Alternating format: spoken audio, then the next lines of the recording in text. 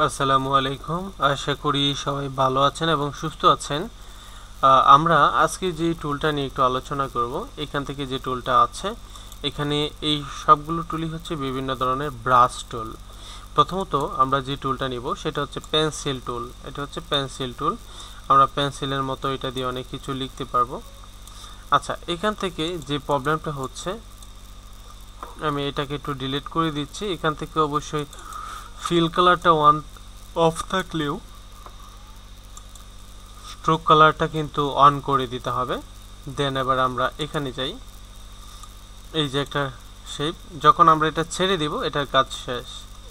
এবার আমরা এখান থেকে একটা লিখলাম। দেখুন এখানে বিষয় হচ্ছে একটা শেপের সাথে যখন আরেকটা শেপ এখানে লেগে যায় তখন কিন্তু ওই শেপটার সমাপ্তি এই শেপটার সাথেই শুরু হয়। ঠিক আছে, তাহলে পেন্সিল টুলের ব্যাপারটা ক্লিয়ার। পেন্সিল হচ্ছে ভিন্ন ভিন্ন একটা জিনিস, যেমন এটা এখানে দিলাম ক্লিয়ার, যখন আমরা এখান থেকে একটা টান দিব এই যে এটা কিন্তু এইখানে এসে অ্যাড হয়ে গেছে। ঠিক আছে, যেমন এই যে এটা এখানে দিলাম, এখন এখান থেকে এটা টান দিলাম, এইভাবে এটা হলো। এটা যদি আমরা বাহির অংশের না থেকে যদি এখান থেকে শুরু হয় তাহলে কিন্তু এটা হয় না। যেমন আমি যে এখান থেকে যেটা দিয়েছিলাম এই যে এরকম হয়ে গেছে। যেমন এই যে এখান থেকে এটা দিলাম, দেন আমি যদি এখান থেকে সূক্ষ্মভাবে এটার উপর ধরি তাহলে কিন্তু এটা চলে যাবে, এই যে চলে গিয়েছে। তাহলে এইটা হচ্ছে আমরা আশা করি আপনারা বুঝতে পেরেছেন। এটা কিন্তু আলাদা একটা অংশ, এটাও লাইন টুলের মতোই। আমরা ফিল কালারটা অফ, স্ট্রোক কালারটা অন রাখবো। দেন যেটা আছে এটা হচ্ছে আরেক ধরনের ব্রাশ, এই যে এরকম। এটা দিয়ে আপনি যা ইচ্ছা তাই করতে পারবেন। যদি আঁকাআঁকি করতে চান, এটা হচ্ছে আঁকাআঁকির জন্য। যেমন আমি এখান থেকে যদি আমাদের লিখি, একটু স্মুথ হয়, লাইনটা লেখার পর এটাকে সে নিজে একটু স্মুথ করে দেয় আমাদের দেশ।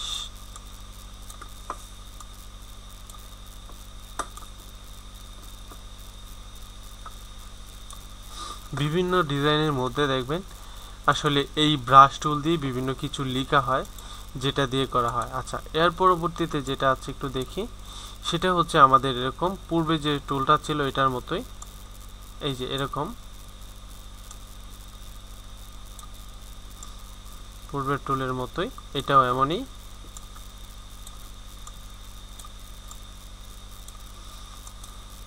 তবে দুইটা টুলের মধ্যে কিছু পার্থক্য রয়েছে, আমি সেই পার্থক্যটা একটু দেখাচ্ছি। সরি, দেশ।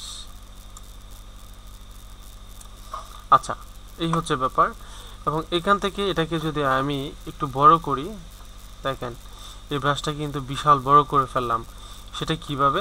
আমাদের থার্ড ব্রেকেট যখন চাপবো তখন এটা কিন্তু বড় করা সম্ভব। দেখতেছেন এইটা। দেন আমরা এইটাকেও যদি একটু দেখি, মানে মূলত দুইটাই, হ্যাঁ, এটা হচ্ছে ব্লব ব্রাশ টুল, আর ওইটা হচ্ছে আমাদের প্রিন্ট রিলেটেড, প্রিন্টের জন্য প্রিন্টেবল ব্রাশ টুল।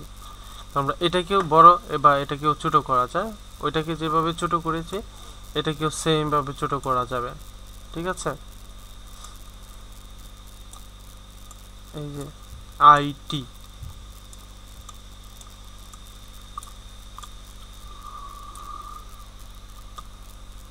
আশা করি আপনারা ব্রাশ টুলের ব্যাপারটা বুঝতে পেরেছেন।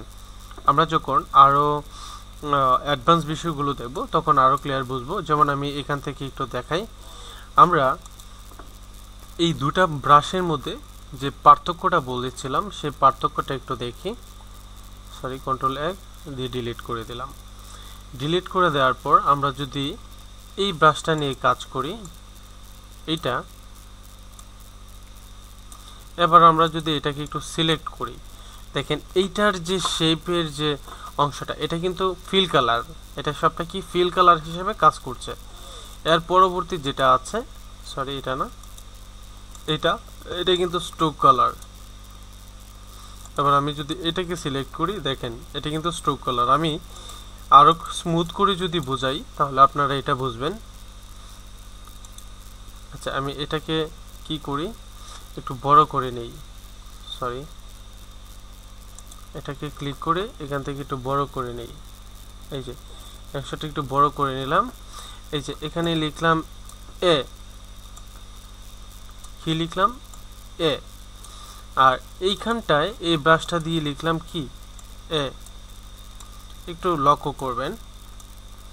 আচ্ছা, এবার আমি যদি এটাকে একটু সিলেক্ট করি দুইটার মধ্যে, এইটা কি হয়েছে ফিল কালার, এটা সরি এটা হচ্ছে স্ট্রোক কালার, এটা ফিল কালার। দেখেন এটা বাহিরে হচ্ছে বর্ডারগুলোর এটা শেপ, আর এটা কিন্তু স্ট্রোক কালার। দেখছেন এটাকে আমরা আলাদা করতে হলে এই যে আমাদের কি করতে হবে, যে এটা এবং এইটা হচ্ছে কিন্তু এই যে আলাদা করার অপশান নেই, এই যে এটা কিন্তু একটা ফিল কালার হয়ে গেছে, আর এটা কিন্তু স্ট্রোক, এটা কিন্তু আলাদা আলাদা করা যাচ্ছে, এটা কিন্তু এই যে আলাদা আলাদা করতে পারতেছি। তো আশা করি এই তিনটার মধ্যে কি যে পার্থক্য সেটা আপনারা বুঝতে পেরেছেন। তাহলে আমরা ব্রাশ টুলের যে ব্যাপারটা, পেন্সিল বা ব্রাশ টুলের ব্যাপারটা ক্লিয়ার। তাহলে আমরা নেক্সট ক্লাসে নতুন আরেকটা বিষয় দেখব। সবাই ভালো থাকবেন। আসসালামু আলাইকুম।